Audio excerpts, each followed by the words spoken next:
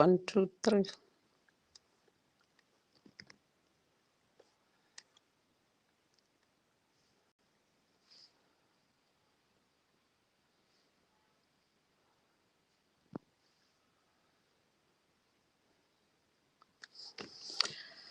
Good morning, everyone.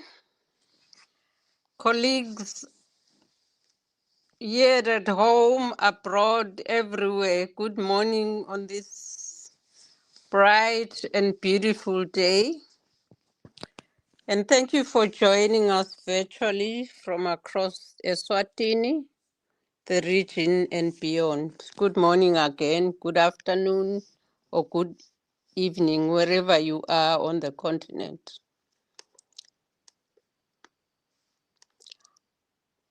Today we are celebrating Africa Day. Today, the 25th of May, is Africa Day, and this is a day where we mark the founding of the OAU, which is now called the AU. And as Africans, this is where we just take a reflection, renew our commitments, think of all the unfinished work that is in front of us, which was aspired, let me say, when the organization was founded. And some of the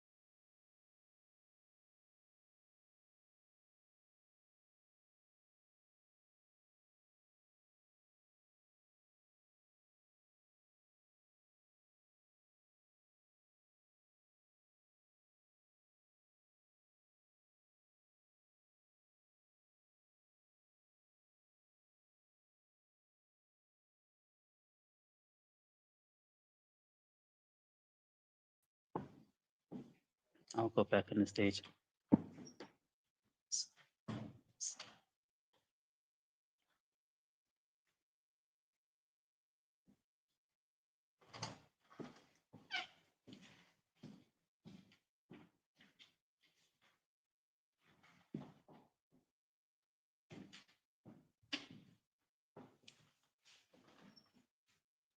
Okay.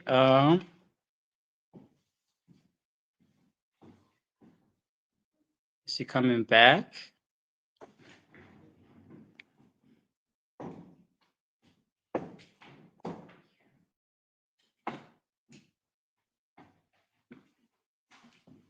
Very good. Let's use yours. Are you back, Margaret?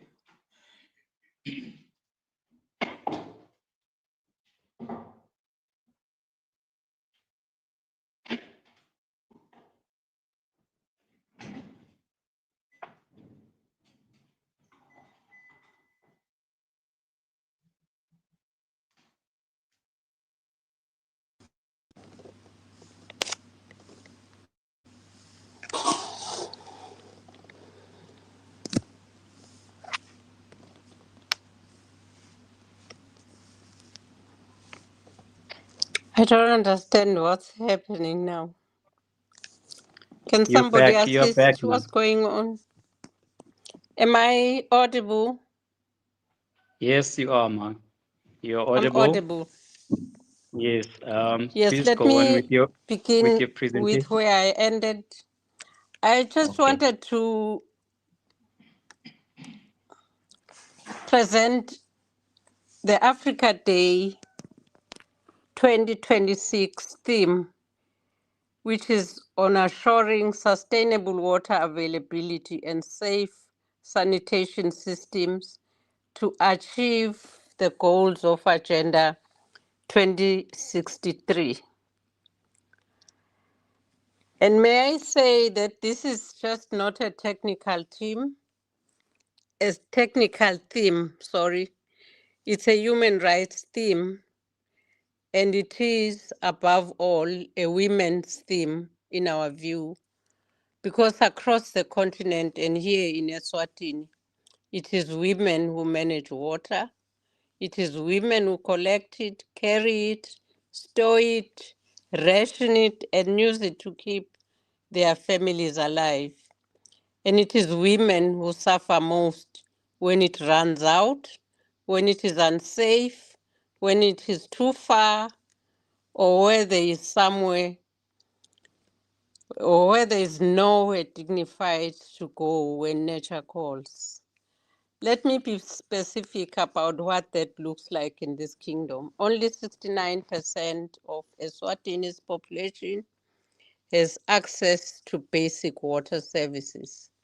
And over 10% of our communities still practice open defecation, which is very unfortunate.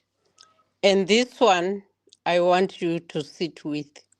One of the leading reasons girls drop out of secondary school in this country is the absence of private sanitary facilities. In some schools, it's a few schools that have flushing toilets. In the rural areas, this is a norm. Flushing toilets are a luxury. A girl cannot manage her period with dignity at school, and so she stays at home. And then she stays home again and again and again. And eventually, school is something that happens to other people. But I just don't want to get into the whole gamut of the presentation. We have a lineup of our presenters that we have today. And let me just pause here and we reflect on the AWPDF media statement that we prepared.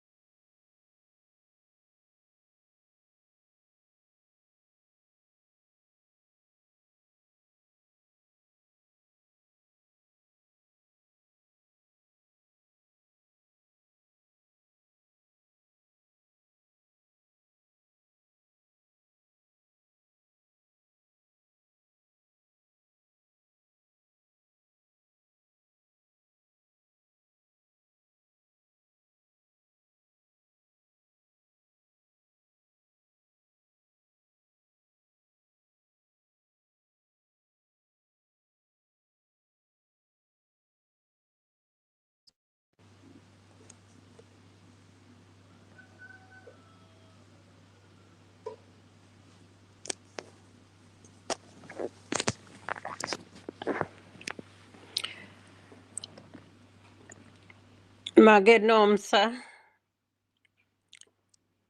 I've paused here for the statement. Thank you.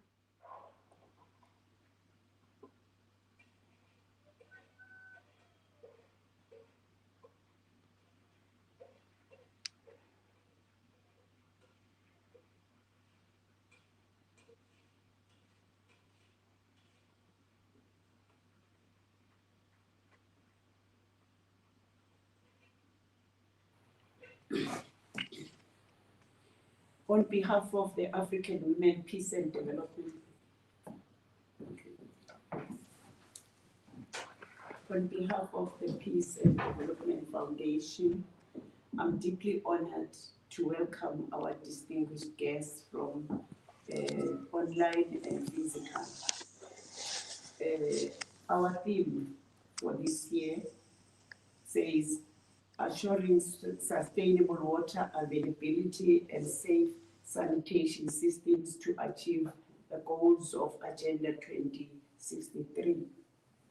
On this Africa Day, the African Women Peace and Development Foundation, Eswatini chapter, stands in solidarity with women, girls, and young people across Africa whose daily realities continue to be shaped by water insecurity, inadequate sanitation, and climate-related vulnerabilities.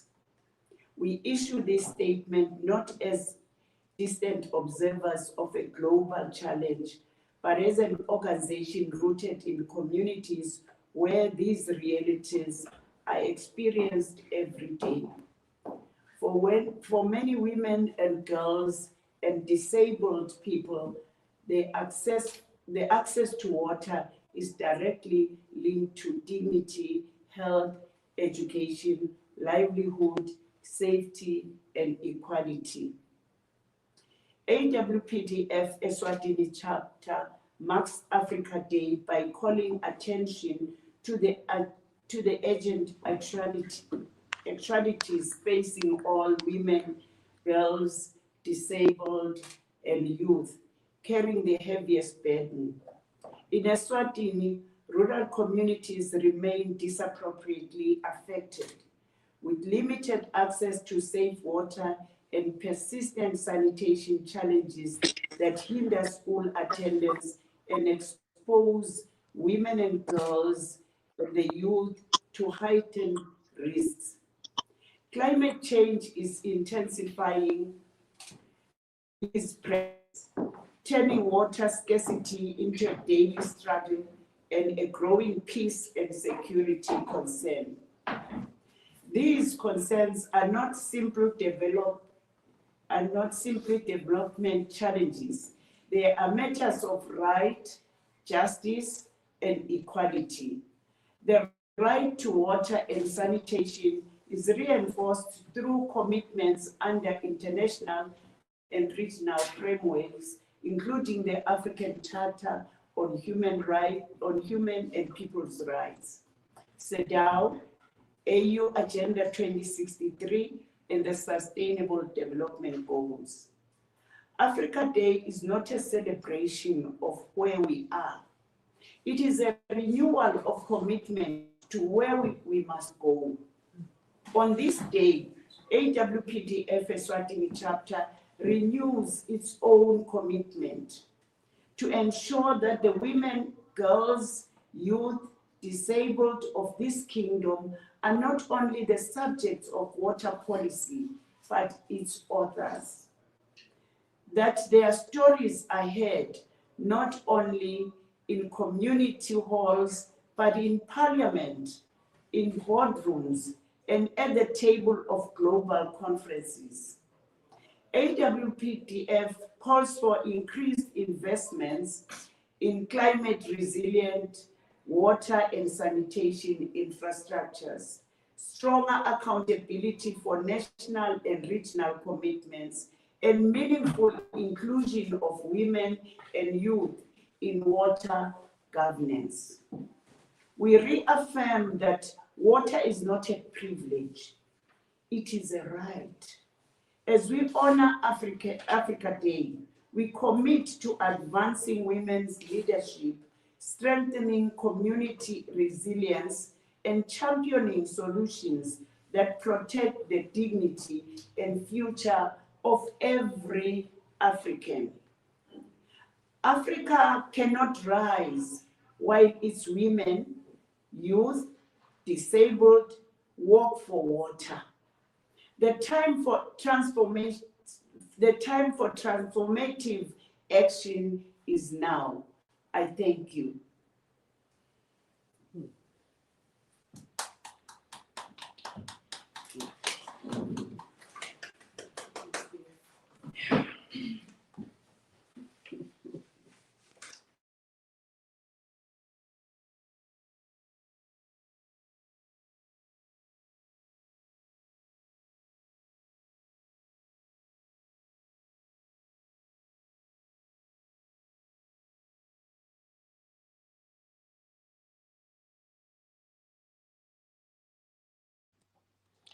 Thank you very much, Madam Chair, for that very inspiring and in fact, it makes our minds to reflect on what the real issues are around water. Thank you so much for raising those issues in your statement. I hope it will find its way to the places where it will have an impact. We are going to proceed with our presentations, and we are drawing a lot from our theme. From the discussions that we have, we are hoping that we are going to evoke your minds and make us look back and look forward at the same time. What is it that we can do to address some of the issues that were raised in the statement and some of the issues that we see on a day-to-day basis. Our discussion today is structured around maybe 3 questions, which are not abstract in nature, but these are questions that have answers in one way or the other, and the answers that have implications for policy, for investment, and for what we can demand, because this is our right. We said earlier on, and in the statement, the chairperson emphasized that this is a right. So with our rights, we demand from those that are supposed to facilitate that we realize these rights, which are our government, our partners. And one of the questions that it should be in our minds, it is number 1, what is the true cost of water insecurity? What does that really mean? Measured not in liters of water, but in the girls' education is lost. And I know that some people tend to think that we are just philosophizing about some of these issues. These are real issues. And we also need to look at how we can quantify in cost terms the women's health that is compromised when they drink and use unsafe water, and the youth's potential that is unleashed, and the economic productivity that is foregone when we don't have water. So the first question, it revolves around the true cost of water insecurity. And then the second question that we all need to address is who decides and who is actually excluded here. Perhaps some people will even think that we are making up these figures, but I know of another paper that was written long time ago in the 90s by EU, which had the statistics. And the main question is that what has changed between then and now? The time when the study was made, it's about some 2 decades ago now, or even 3. We should be seeing some difference in what was discussed then. The second question is about who decides and who is excluded. When water governance decisions are made in Eswatini, whose voices are in the room? Whose voices are not in that room? And what does it cost a community when those with the most knowledge are excluded from the decision? Here I'm referring to the users. when they are excluded in the decisions, let's say it's decided in the corridors of power that there will be a water scheme in a certain area, who decides and how is that decision made? Then the last question is, what will it take in concrete terms in Eswatini in the next 5 years? Remember that in the next 5 years, we'll be concluding the SDGs, and water and sanitation is one of the SDGs, one of the 16 SDGs. So in the next 5 years, we'll be concluding because it's up to 2030. Now the main question that I want to emphasize is, what will it take concretely in Swaziland or in Eswatini in the next 5 years to close this gap? What does investment what does investment, policy reform, and community-led action look like at the scale the moment demands? Now, our panelists will speak to these questions from their own vantage points. They're also going to add. I am not confining them to these 3 questions. I was just trying to tweak our brains. And we will open the floor in the room, on the Zoom, wherever that you are, for your voices as well, because we would like to hear what other people say. And because one thing the evidence makes very clear is the best analysis of what is needed comes from the people who are most affected by whatever, by the problem at hand. I have in the list of my panelists esteemed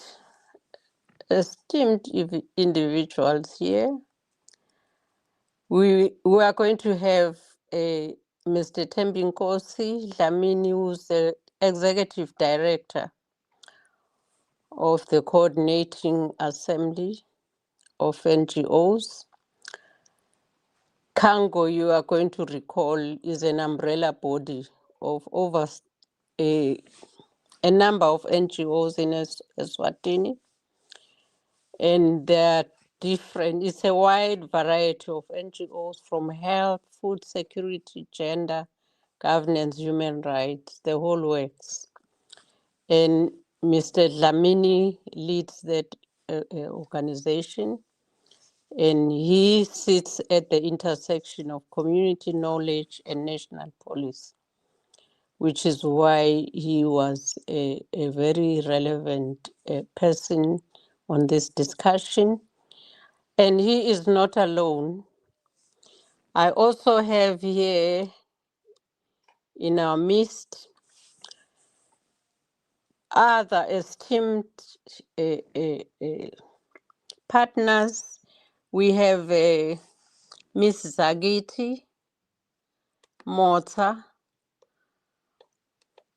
who has made inroads in the AI sector, but coincidentally, she is also involved, in the water and sanitation, and her angle and her interest and focus is around early learning children and looking at their sanitary water and sanitary issues. I also have Miss Vimbai Kapurura.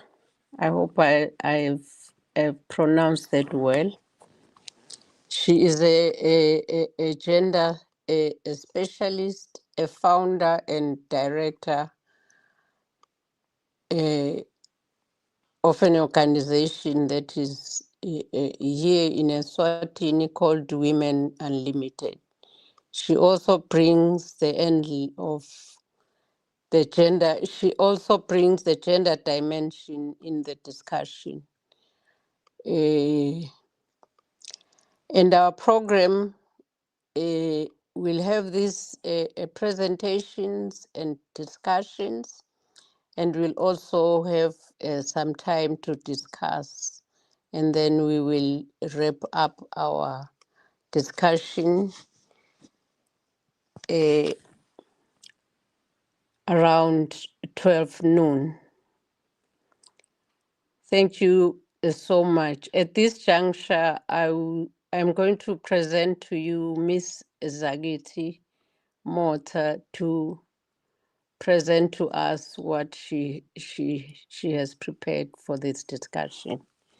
Thank you so much. Over to you, Miss Mota.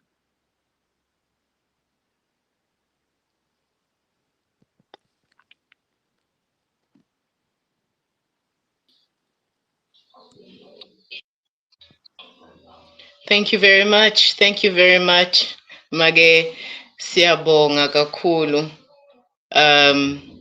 Thank you, everybody. I'd like to thank everybody who is involved with this project for allowing me this platform to express myself as to exactly what is really going on the ground.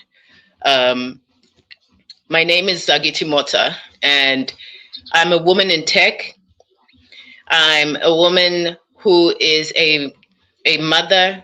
I am a woman who is living in a community of fellow mothers, fellow fathers, teachers, and my view on the matter is something that it would seem, what is a woman in tech thinking about, and what is it that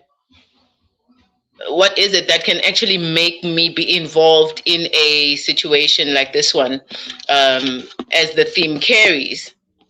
So what I did was I put my thoughts to pen and paper, and I decided, you know what, I'm going to use technology in order to help me to communicate what is in my heart at the moment.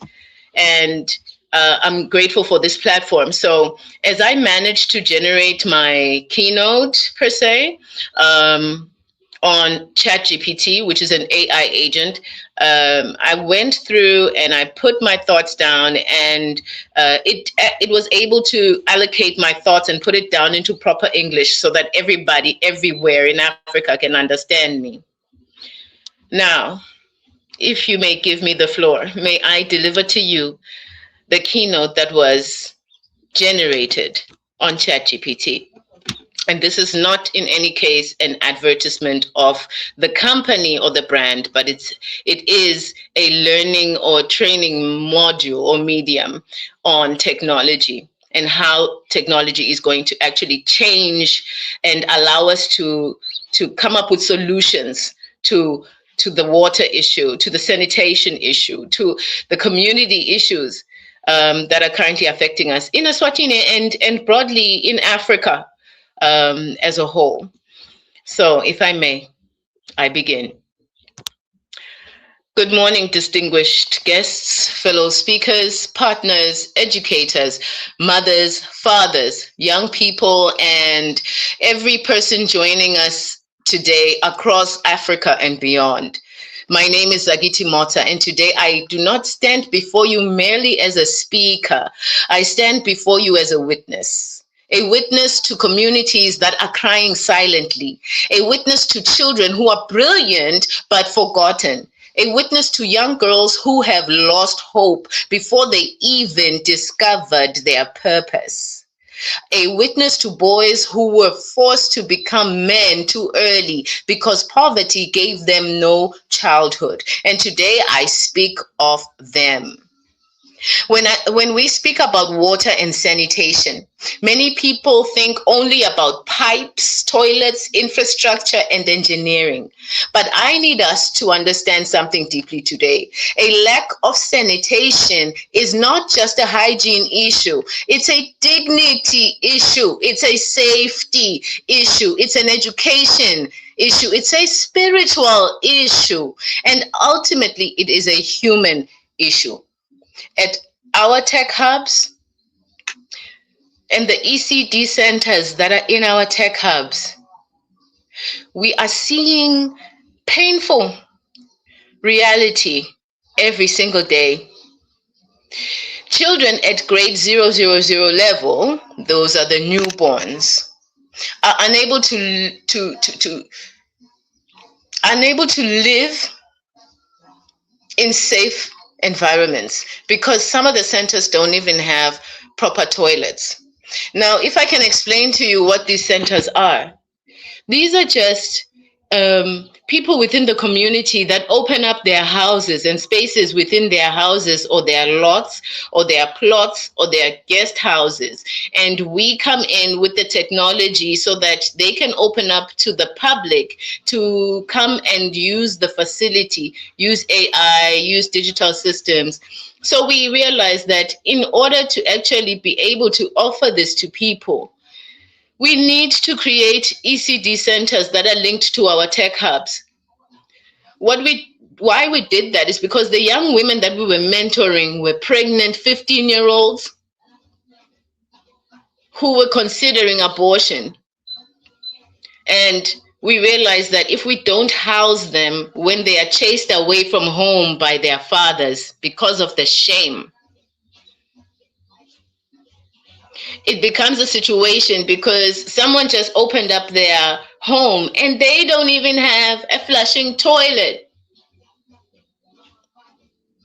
So you've got a pregnant woman who is awaiting delivery and she's using a pit latrine every single day. She has to walk out of her house, out of safety, and walk like, I don't know, maybe like it's probably like a kilometer or two away from the house in the dark. Jesus. In the dark, and she has to go and do her business there and then come back inside the house at every other hour. You can imagine when you're pregnant, you just feel like you're being punished. Not only that, you've got now we are awaiting 3 bundles of joy at the moment. We are waiting 3 bundles of joy, and we are getting water straight from the mountains into our tank. And my goodness, there's no filter system. You can imagine what aphids and live animals and creatures are in there, and the baby's gonna drink that water. They can't afford mineral water up there. We're talking about underserved areas. We came in as Ezagitia Africa Industries and Inebo Yetfu NGO in Eswatini. And we got together and we just decided if we can build at least some toilets in the ECD centers, then it will give the little ones a much better chance at actually making it through school, through everything that they need to go through in life, just so that at least the little ones, it should start with them. Now, I know there's things that we need to think about, like what about the adults that come to the centers because it's their children that we are now watching. It's a combined effort of making our centers accessible for all ages, because we are the ones in Africa that are going to come up with the solutions to climate change. and we need to amp up our skills, and we need to get the education that's necessary. We can only get that education now using artificial intelligence, because for us to bridge the gap in Eswatini, to bridge the digital gap in Eswatini, in Zambia, in Botswana even, for us to bridge that gap, we're going to need artificial intelligence to help you to upskill you from that Form 3 or that Form 2 or that Form 1 you last did. You can be able to get the education that you need to get to fulfill the work that you need to do so that you can create the solutions that you need to create. I wish that we could set up just a skills center to build plumbing, construct plumbing. I hope I'm speaking the right English. To construct plumbing, is that what they call it? A skills center that teaches young men and women how to build toilets.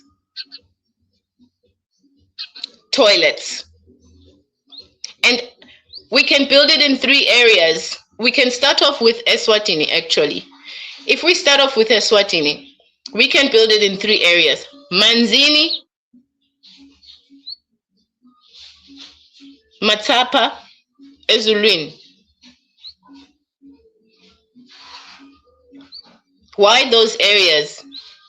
Because there are clusters and clusters of young people that are still unemployed today in those areas. They are unemployed and they are skillless. So they are spending all their days either prostituting or drinking alcohol just to get a meal. So we need to understand that this affects everything. If a girl can't go to school because she is on her period, it will disable her future, and she will become a woman who is prostituting her life for bread.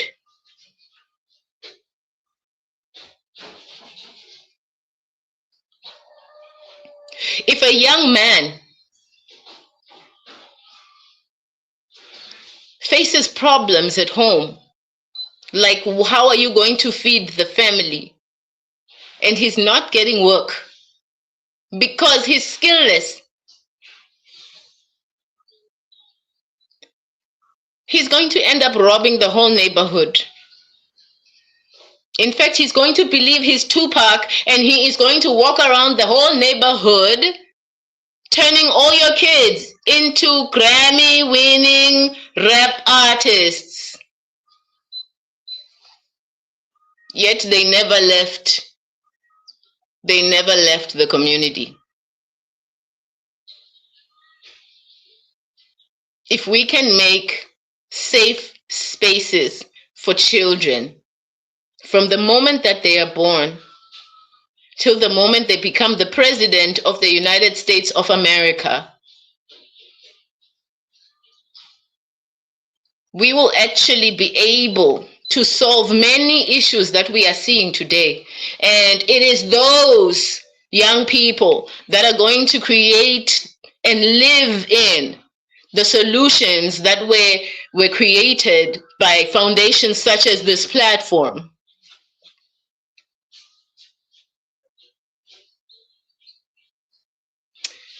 My name is Zagiti Mota.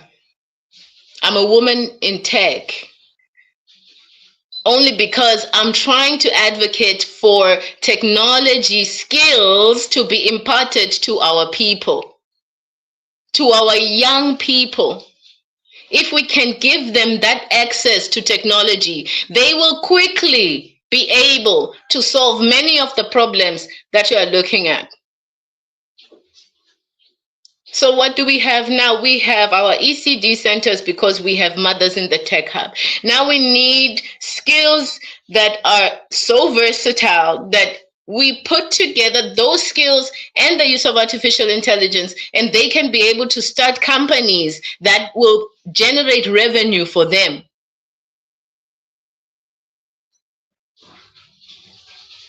There's a young man in Eswatini who is a great builder, but he last finished school in Form 4. That young man does not know how to make a CV, so he can't apply for jobs. Because if he did, that hotel would be one of the most amazing looking hotels.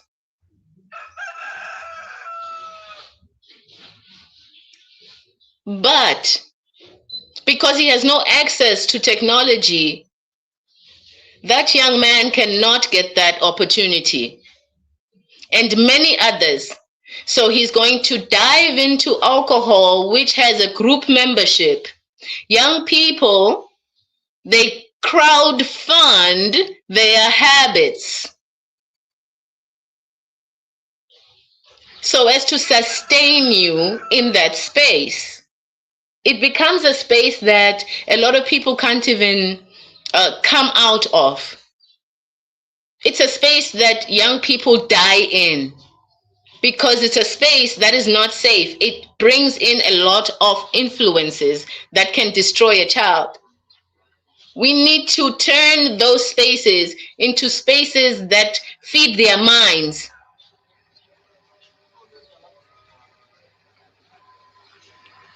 Where does it begin? It begins in creating a safe space as a child.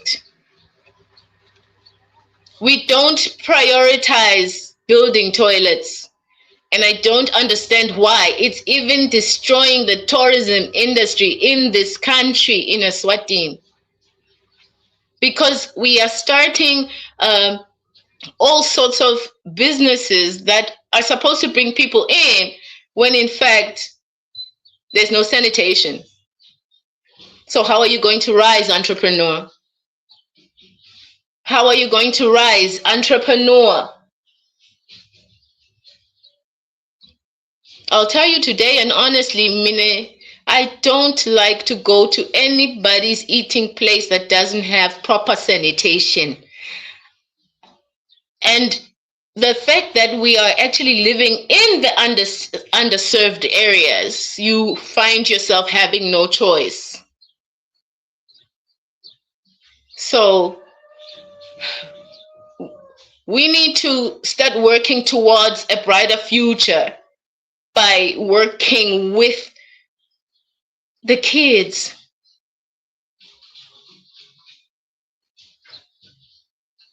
Let's start from there. Let's start from there. And as we start from there, we are giving life even to the elderly, even to the adults, even to the youth. Because as we're building these toilets for the ECDs, who is building them? The same youths we're taking out of the pubs. So if we push in the area of water and sanitation and human life and human value and human rights, we should be solving another problem, which is unemployment, by upskilling these young people in clubs and pubs and putting them to work to improve the sanitation in that place. Skill them first. Skill them. Skill them, and then put them to work, and then mentor them into building their own companies. How do we solve the water and sanitation situation in our countries? Let's skill the young people and put them to work and mentor them.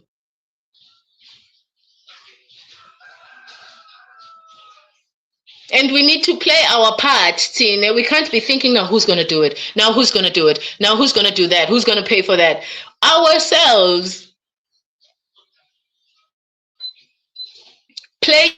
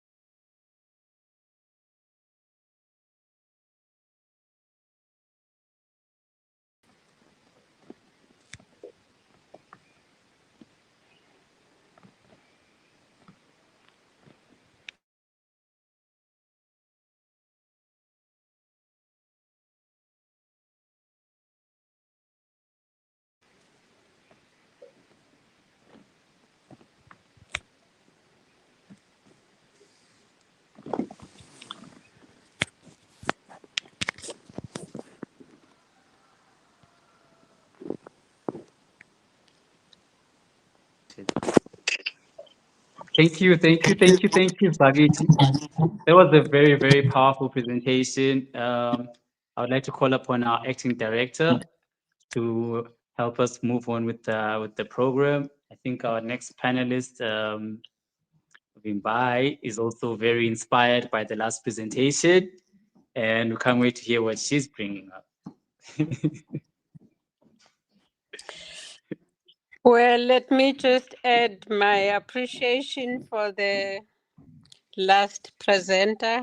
That was so thought-provoking. I like the angle of the youth skilling the youth. We have a flurry of questions waiting for you, Zagiti. So you must prepare yourself. At this point, let me introduce to you Ms. Vimbai, who's going to be our next presenter. And she is bringing the gender angle into the whole scheme of things. We are still on the theme. Ms. Vimbai is the founder and executive director of Women Unlimited, an NGO that is here in Eswatini.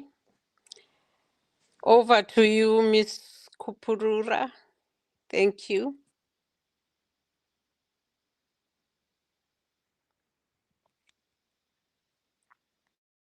Moderator, and good morning, everyone, and happy Africa Day to you all.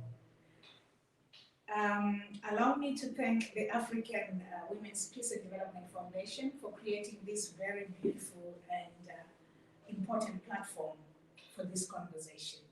And I'm so happy to join you today as we reflect on this year's theme, assuring sustainable water availability and safe sanitation systems to achieve the goals of Agenda 2063.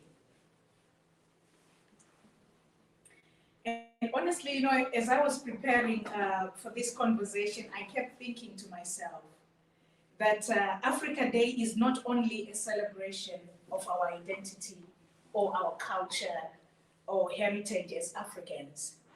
It's actually a moment of reflection, a moment to pause and ask ourselves whether the Africa we envision under Agenda 2063 is becoming a lived reality for ordinary people in our communities, especially for women and girls. So Agenda 2063 speaks about the Africa we want, an Africa that is prosperous, an Africa that is inclusive, an Africa that is people-centered and driven by sustainable development. But the reality is, for us to achieve that vision, it requires us to pay attention to the everyday realities that shape people's lives, realities like water, sanitation, health, dignity, safety, and equality.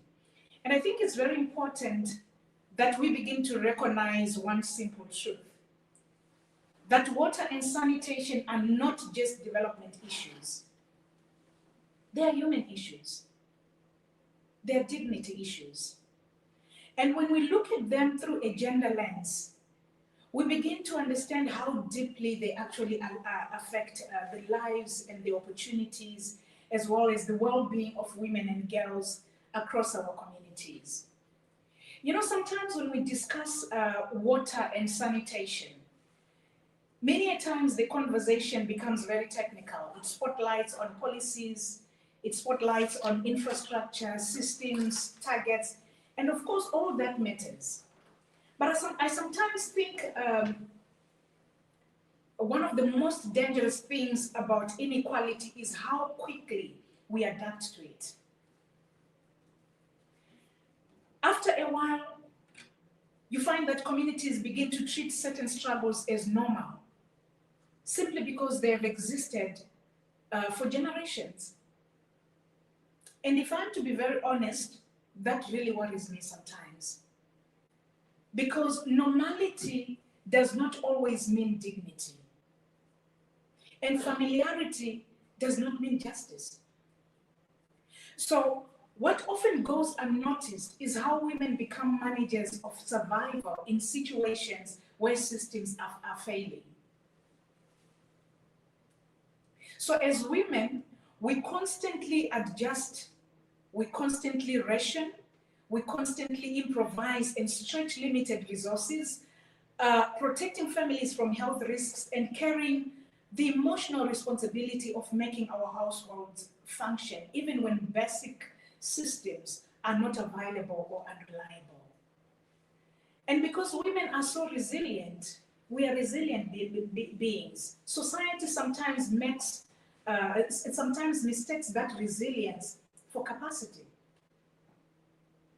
So we begin to normalize the burden instead of questioning why the burden exists in the first place.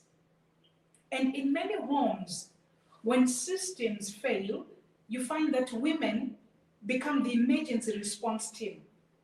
We may not have engineering degrees as women, but suddenly we are expected to do miracles, to solve everything. So clearly, when it comes to this sector, women are already program managers. But jokes aside, I think this actually highlights something very important, that the impact of water insecurity and poor sanitation is not gender neutral.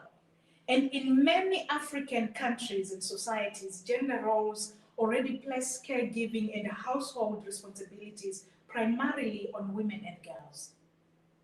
And when systems become inadequate, you find that women absorb the pressure silently, emotionally, socially, physically, and even economically. And I think sometimes we underestimate what that costs to a person over time. The reality is, it actually creates what many development practitioners now refer to as time poverty. And this is where so much energy is spent managing survival that very little remains for growth, for opportunity, for leadership, and even for rest or personal development. And for adolescent girls, poor sanitation systems affect far more than hygiene. They affect their confidence, they affect dignity and school participation, like what Zakiti highlighted in her presentation. And they affect how safe and valued girls feel within their environments. And I really think that matters, because self-sanitation is not only about facilities. It's also about whether girls grow up feeling protected. Do they feel respected? Do they feel seen? Sometimes the reality is that the tragedy is not only the absence of water or sanitation systems. It's the amount of potential, the amount of creativity and leadership and opportunity that gets quietly redirected towards survival. So when women spend their lives constantly adapting to those broken systems, as Africa, we lose innovation, we lose entrepreneurs, we lose educators, we lose community leaders and builders whose energy becomes consumed by preventable challenges. And honestly, when you think about it that way, you begin to realize that this conversation is much bigger than water alone. There is really conversation about the kind of Africa that we are building. And I like how we are bringing in the component of IE. As Zakiti was speaking, I was thinking to myself, I think this is where we are supposed to go. So the reality is we are seeing the gaps. Yes, there are inequalities, and there's also innovation, there's resilience, there's knowledge, and there's opportunity within our communities. Sometimes we make the mistake of treating development challenges as though solutions belong only to governments or large institutions. But sustainable change can only be achieved if we bring all our heads together. Growth through collaboration. It grows when communities are listened to. It grows when organizations partner instead of competing. It grows when young people are included in shaping solutions, when women are trusted as contributors, not just as beneficiaries, when knowledge is shared, and when all of us begin to see ourselves as part of the solution we want to create. Because in all honesty, the future of Africa will not only be built in boardrooms or policy documents. It will also be built through everyday collaborations, collective responsibility, and people choosing not to look away from challenges that affect others. And I think that is the spirit of Agenda 2063. Doing things together, collaboratively, with respect and honor to the solutions that we want to see being achieved. Now, waiting for change from somewhere far away, but actively becoming part of the Africa we want to see is not the solution that we should look at. The solution, all the solutions that we need lie with us. And this is why conversations around water and sanitation must remain connected to gender, to development, and leadership, because sustainable development itself cannot happen while women continue to carry invisible burdens that limit their full participation and potential in society. If we truly want to achieve the aspirations of Agenda 2063, then women cannot only be viewed as beneficiaries of development. They must be included as decision makers, as influencers, as community planners, and leaders within water governance systems. And I think one important question we must continue asking ourselves is, are women only present during implementation? Or are women also helping shape the policies, the budgets, the priorities right from the beginning? Because inclusion should not end at participation alone. Women must also have influence. We must actually acknowledge that climate change continues to place additional pressure on water availability across Africa. Droughts, changing rainfall patterns, and environmental degradation continue to affect already vulnerable communities, and women are often the first to experience these impacts at household level, which means sustainability is not only about solving problems today, it is about resilience for future generations. And at Women Unlimited, we strongly believe in community-driven approaches and collaboration, because no single organization or government or sector can solve these problems alone. So achieving sustainable water availability and safe sanitation systems requires partnerships. It requires innovation. It requires political will, and it requires listening to our communities. And it actually requires treating dignity as a development priority, not as luxury. So as we commemorate Africa Day today, I think we should also celebrate the resilience, the leadership, and the contribution of women, of African women, who continue holding families and communities together, even under difficult conditions.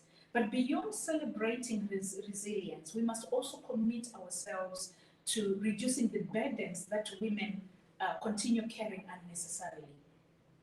Because the Africa we aspire to under Agenda 2063 must be an Africa where no woman or girl's confidence is reduced because of inadequate sanitation. No woman's potential is consumed by preventable inequalities, and no community is left behind in accessing basic human needs. And honestly, may this Africa Day remind us that sustainable development is not only infrastructure and policies. It's about people. It's about dignity. It's about equality. And it's about building an Africa where access to clean water and safe sanitation becomes a reality for every woman and every girl and every community. Thank you.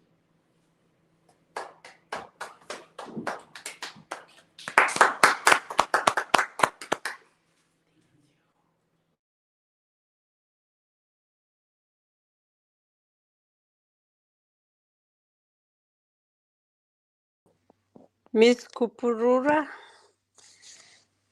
for bringing forth some very important points on how water and sanitation disproportionately affect women and girls. I like that line because it rings true, particularly in the rural areas where I am currently residing.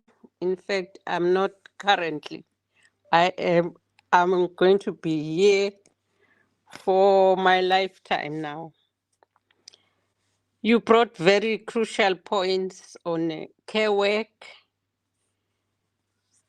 You know, sometimes we tend to theorize some of these issues, but you brought very important points into perspective.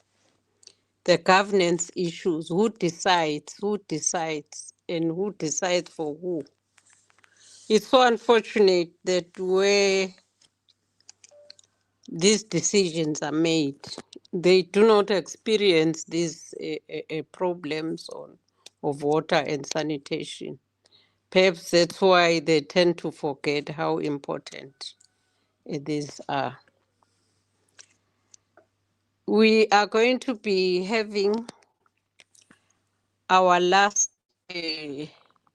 speaker for the day. And by the way, we plan to have these discussions as an ongoing event here at AWPDF because we recognize that this is a very wide and diverse. And we have arranged to have different speakers that will be coming from with different perspectives on the same subject. But for today, we are honored to have these three to have a launch or kick off this whole process.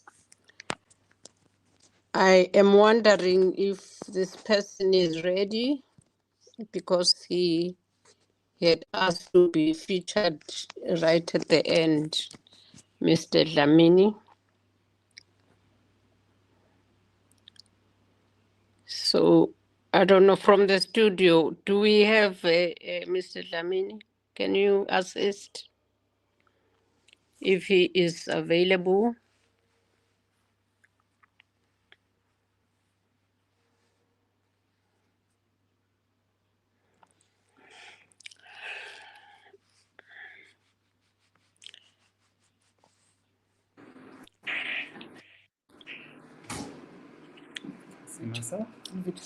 Mlando, can you help? Can you assist? Do we have Mr. Dlamini? Okay. Sorry, Ma. I think we're still trying to get Mr. Damini. He was in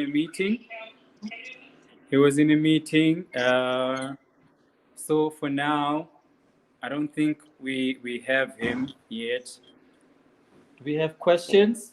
Then we got on the first panelist. Yes. Do we have questions? Because there are some comments on the YouTube, and they agree with Zagiti's approach. And we would like to welcome people who have questions about the presentations to send them to this WhatsApp link. Okay, I think we also have Mr. Dlamini now. Yes, I think he's online. So I would call upon the people viewing to please prepare their questions. There will be a caption at the bottom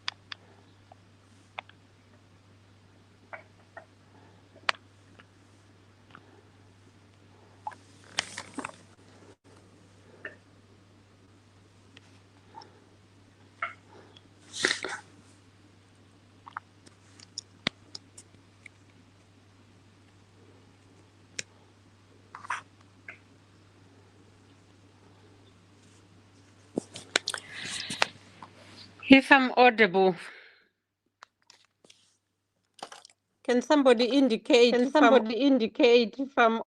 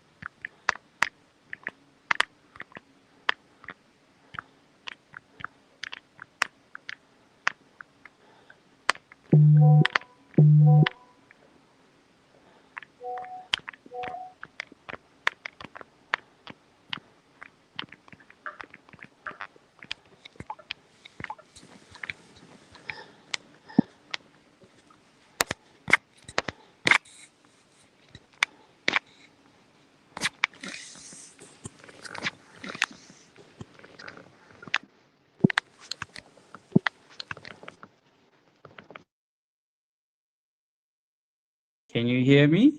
Anyone? Can you hear me? Can you hear Now me? I'm on two. Now I I'm can on hear two. myself. I can hear myself on it. Switch off the camera. Okay. Mike Hangazile, can you hear me? Yes, just for 5 minutes.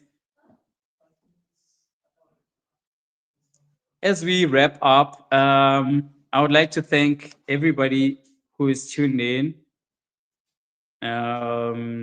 Zagiti, can you hear me? Thumbs up from Zagiti. It's a pity we're not able to get to Mr. Dlamini, but I would like to also announce that this is just our virtual session of the Africa Day. And we're going to have a physical session. We're going to have a physical session in the future where we would like to have everybody meet in real time. Even though you like AI, Zagiti would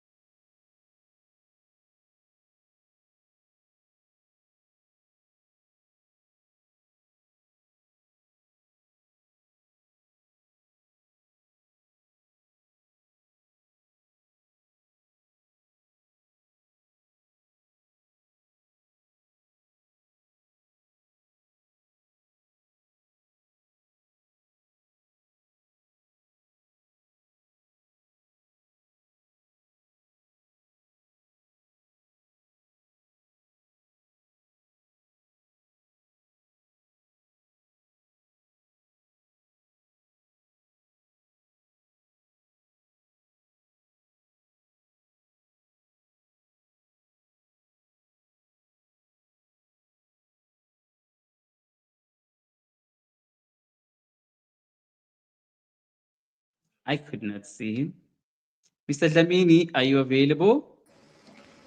Yes, I can hear you now. But sometimes There it is. There it is. There it is. Yes, siyabonga Nkosi. Sesimangele lana ukuthi lo mphako wethu besolo siwumele utawufika nabani. okay, no, siyabonga. Yes. The acting director, I would let her introduce you so that we can continue with the program.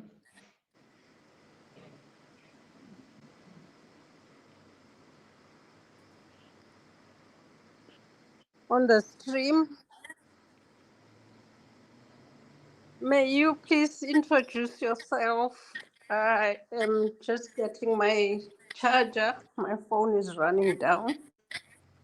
And then I will pitch in as soon as you finish introducing yourself. Thank you. Yes, good morning, fellow Africans. The name is Thembinkosi Dlamini. I'm the current executive director for the Coordinating Assembly of NGOs in Eswatini, which is the apex organization that looks after all non-governmental organizations, CBOs, and other faith-based organizations that are operating in the jurisdiction of Eswatini. I'm very much excited to be here with you today on this Africa Day event.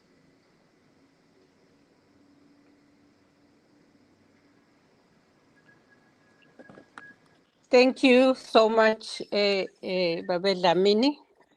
We are also glad to have you.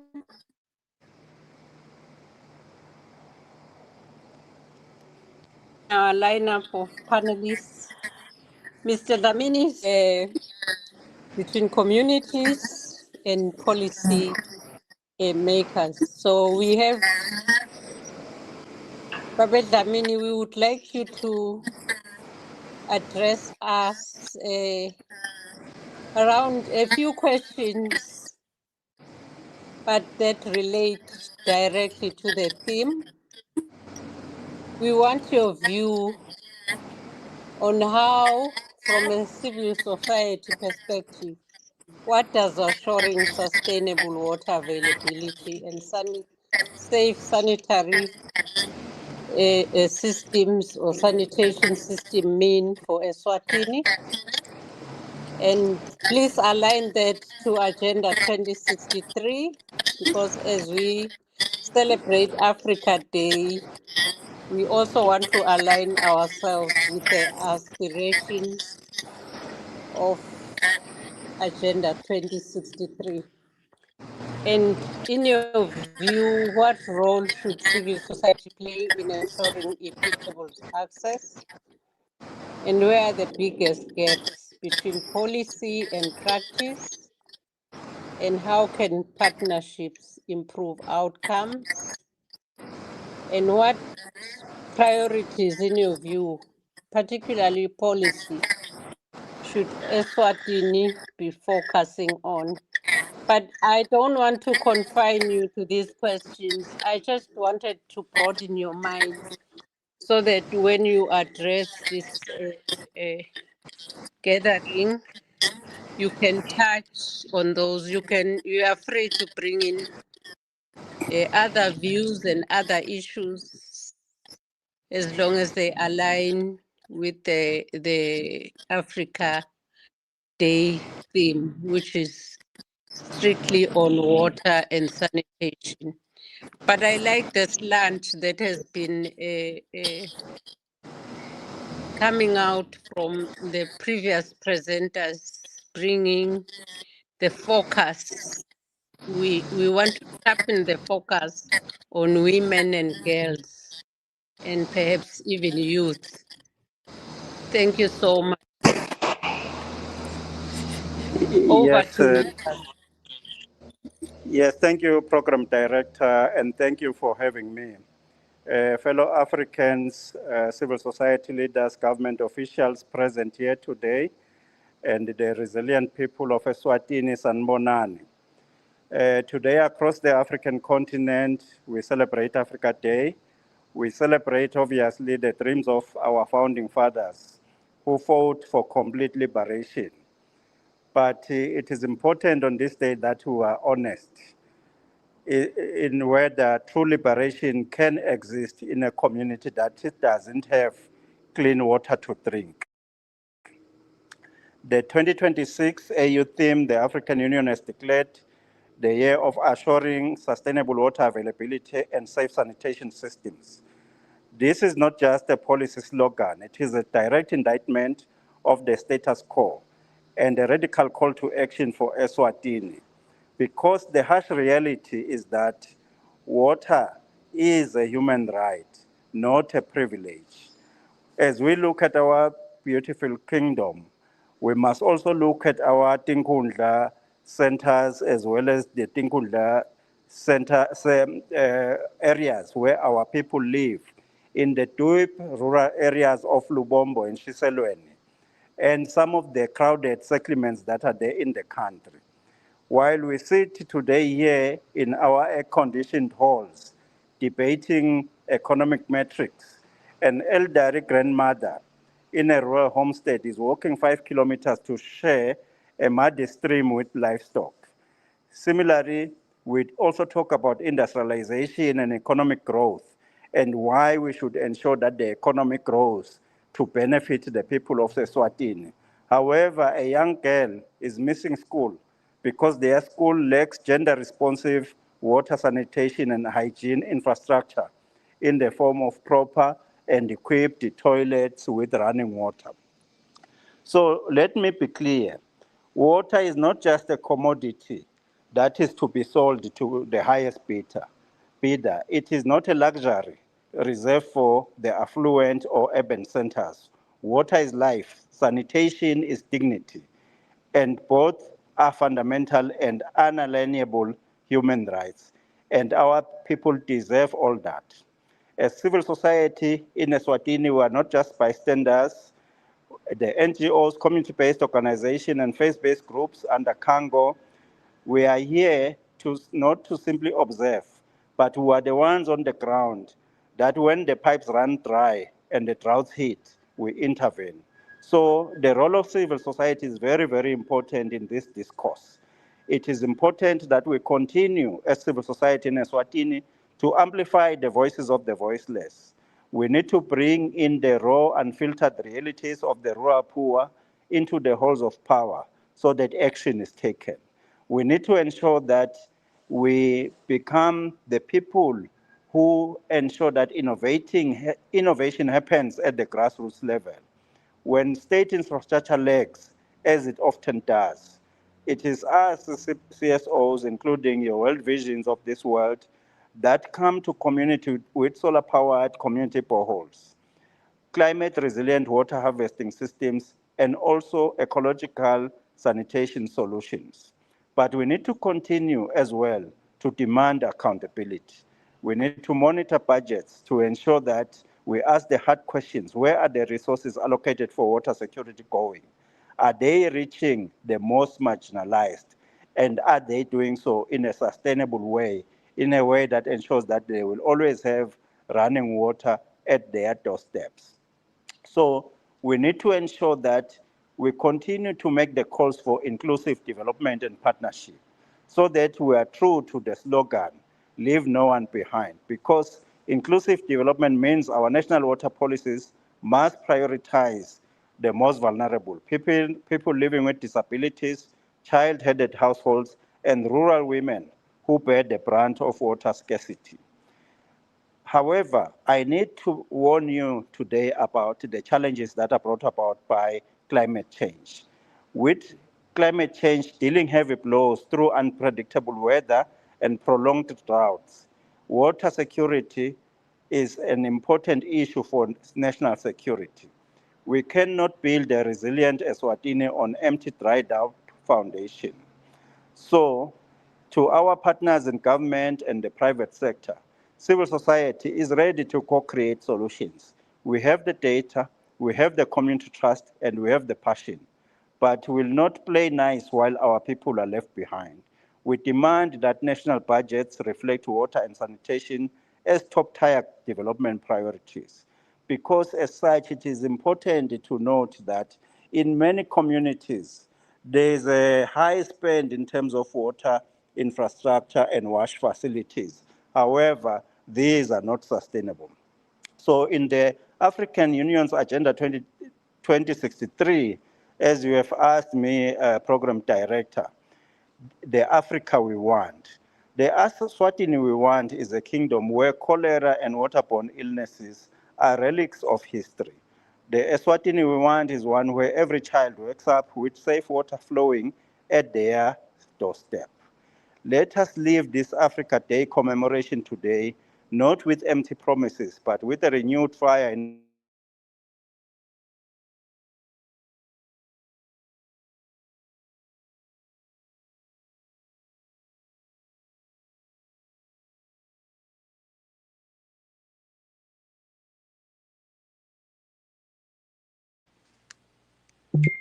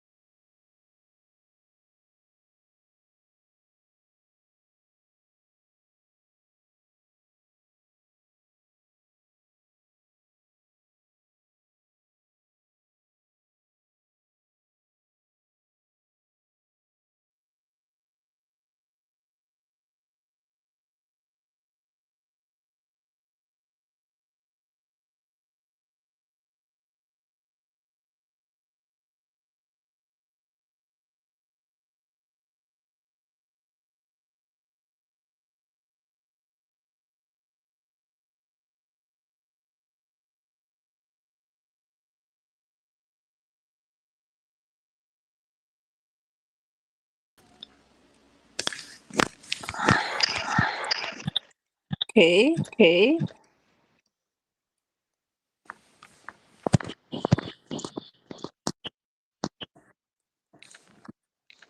Thank you. Thank Thank you. you Thank you very much very to much our to our presenters. presenters. Lots and lots and lots of very valid and important points that have been raised by the recent presenter. We are appreciative. We are scratching our minds, our brains, some of the questions, but most importantly, about the actions that need to be made. Remember that we said at the beginning of our discussion that we just want to even have, even if it's a theorized version of a roadmap of where do we go from here, because we want to realize some of these issues that we're addressing today. We want to answer those questions. We want to solve those problems. We want to overcome those struggles. We just don't want to end up discussing and not taking any action to address them. So in that instant, I'm going to request that we bring up our questions, and I'm opening up now the floor for discussions. And may I request that the technical team helps me with the questions that are flighted on the WhatsApp platform, on the YouTube, everywhere, anywhere where the questions are. Let's discuss. The floor is now open. Thank you.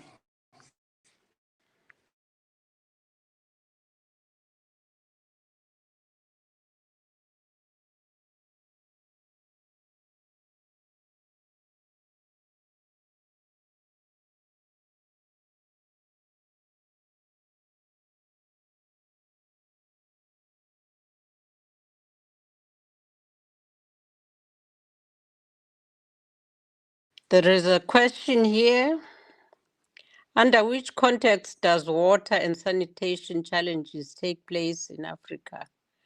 With a narrowed down approach to Eswatini, how do we hope to achieve Agenda 2063 when the economic development model? I don't think this is a complete, I think this person is still writing the question.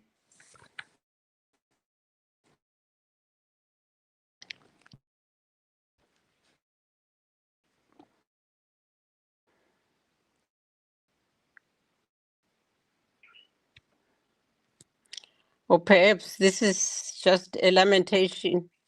I can see the rest of the caption.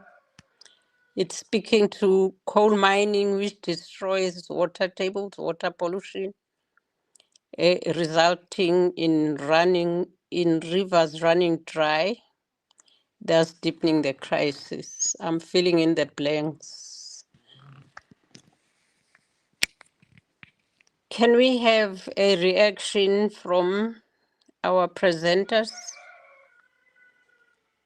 particularly when it comes to pollution,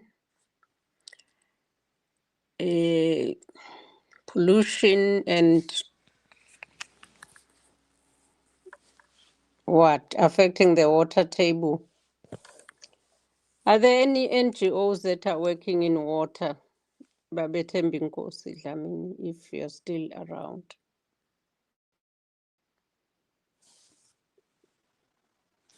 Who are the players in this discussion? Thank you.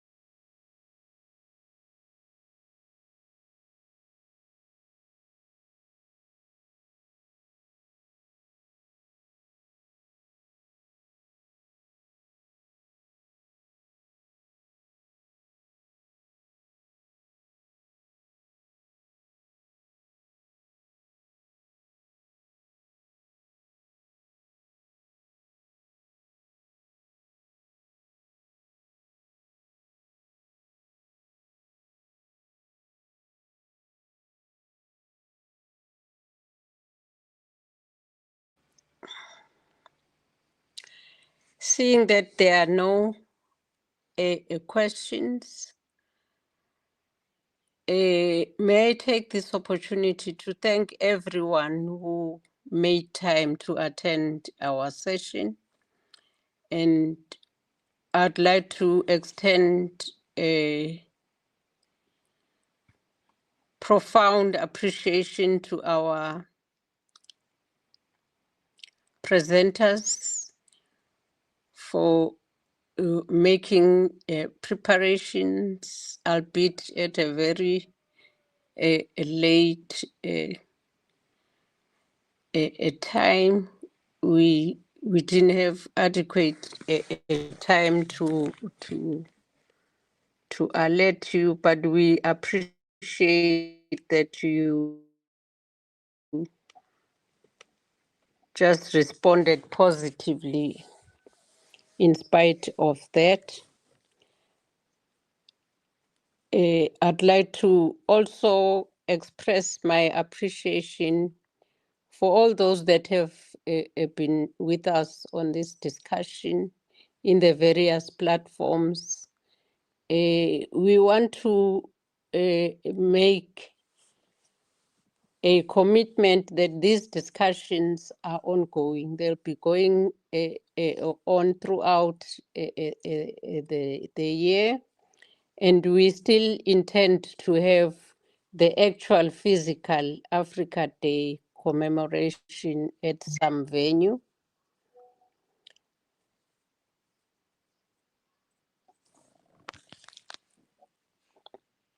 At some venue, and it's at a later date that is yet to be determined, but it's in the pipeline. And I'd like us to go back home and ponder on these points that have been raised during these discussions.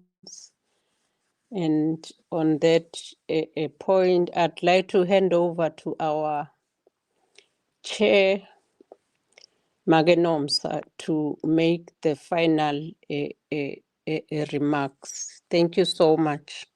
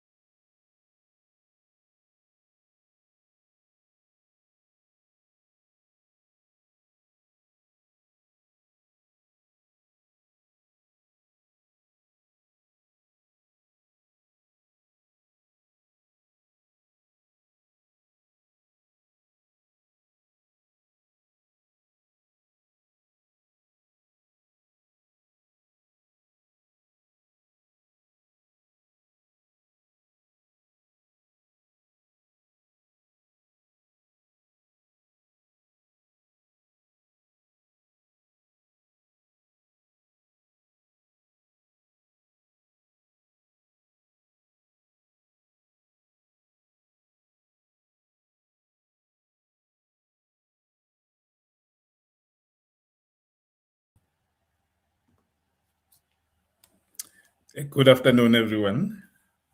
Am I audible?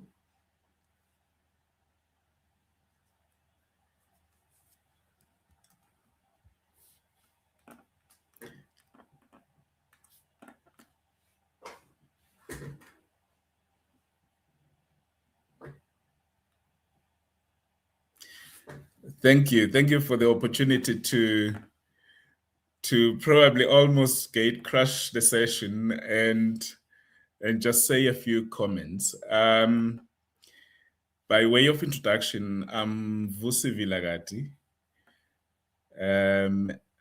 Weguhleza Ensenga to those that may be Swazis. And I am grateful for the opportunity just to share a few thoughts and words in this very important Africa Day. It wasn't really the program, so I've been asked just to say a few words, and then I will also then probably just close off with a few comments. If I were to put it in the form of words, I think the theme that we're dealing with is a critical one, and critical in many respects. Assuring sustainable water availability and safe sanitation systems to achieve the goals of 2063. This is not just as we've listened to each of the speakers that have shared here. This is not just about really thinking about what's the next policy that we can make. Someone recently said to me at a different conference, Africa doesn't have a policy problem. Africa is replete of policies. Africa has a leadership problem that is able to direct and call people to action and actually deliver the important task of delivering on the things that make Africa better. If you think of the speeches that have been made here, from a grassroots level, water and sanitation are not abstract issues. They are lived realities. They shape whether children go to school or not sometimes. They shape whether women have time to work and rest and lead and flourish and grow and become and fulfill the potential that God has given them. And when you have to then deal with issues of basic dignity every day, the challenge is deeper and deeper each day. If we are honest, when these systems fail, the burden falls most heavily on women and girls. Women wake up earlier, women walk further, women queue longer, women carry more, stretch scarcity, protect children, hold households together. In many communities, women have become the invisible infrastructure that holds the already fragile systems of society together. We must be careful, though. We must not romanticize the resilience of women as we name some of these ways in which they have coped and adapted, as Zageti has probably highlighted. African women are resilient, but resilience born out of necessity is not necessarily justice. Adaptation is not transformation. Improvisation is not development. Survival is also not flourishing. And inequality does not only steal resources, it steals the time, it steals time for learning, it steals time for enterprising, it steals time for leadership, time for rest, time for dreaming new dreams for development of a community and a society. It takes time for young people it steals the time for young people to imagine a future larger than survival and perhaps seeing the horizon broader than where they were born and know. So the question before us is not only how do we provide water, but the deeper question is, how do we restore dignity, possibility, and time to African women, girls, and youth and communities? Policy development alone will not solve that for us. Communities cannot drink policy. Girls cannot stay safe in schools through declarations alone. Women cannot recover stolen time through strategy documents alone. Policy must become implementation. Implementation must become an infrastructure that protects the dignity of women and girls in our societies. And dignity must be felt in the ordinary life of citizens. That means asking practical questions about what we really mean when we talk about these things. Are women spending less time searching for water? Are girls safer at schools? Are communities healthier and drinking healthier water and having healthier water closer to their houses than probably still having to walk for miles? Are budgets earmarked for this task reaching the most marginalized? Are civil society organizations being treated as real partners and not as decorative participants in the bigger infrastructure? Are solutions being designed with communities and not merely delivered to them? Civil society is often closest to the pain, closest to the data, closest to the communities, and communities trust them more than other entities. So government has a responsibility. The private sector has the capacity. Faith communities have a moral voice that they can contribute to this conversation. Youth have energy, innovation, and agency, and that energy needs to be liberated and set free to go into the places that will make the young people flourish. The task is to bring this together into accountable, practical, community-owned solutions.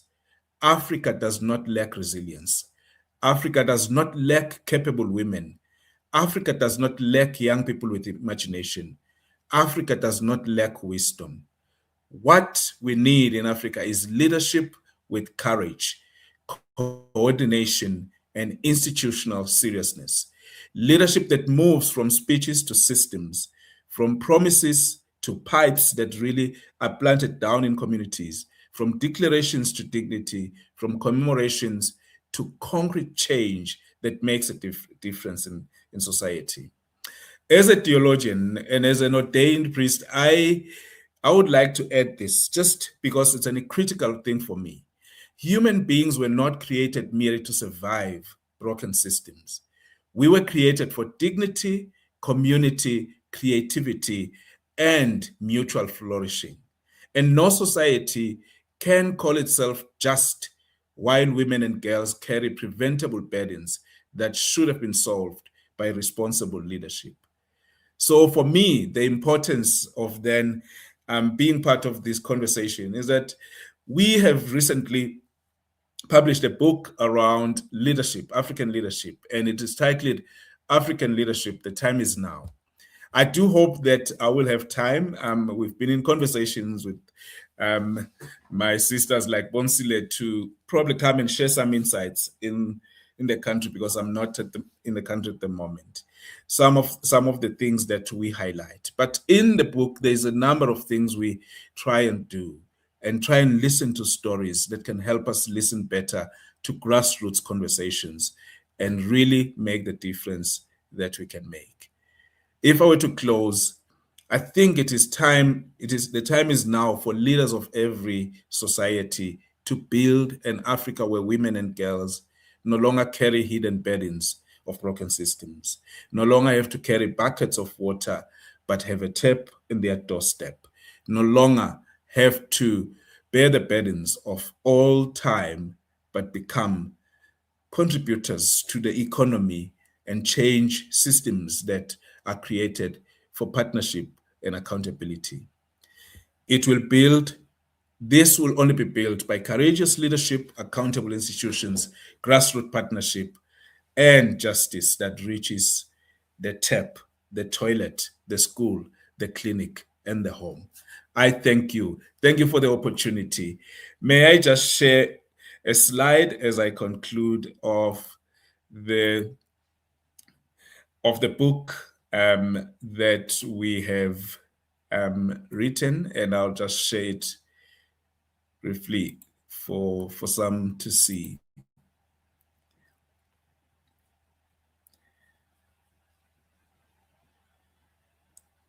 Are you able to see the image?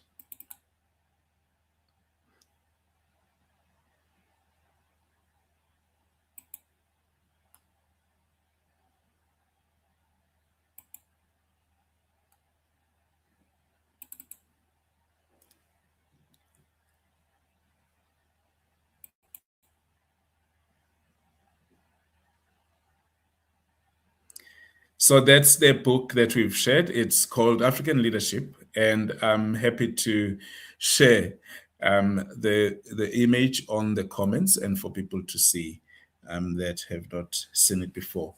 And you will hear more about it from Bonsile if you would like to hear more about it and be in conversation with us. So I want to take the opportunity to thank everyone that has been part of this session and to hope that we can together build the Africa and the communities, every inkundla, every mphakathi, every place, and make it a better place where every child has adequate water and has adequate resources for them to thrive and survive. Thank you so much. Thank you for being part of the session. I was asked also to just thank you all for being here. Thank you so much. Thank you for the opportunity.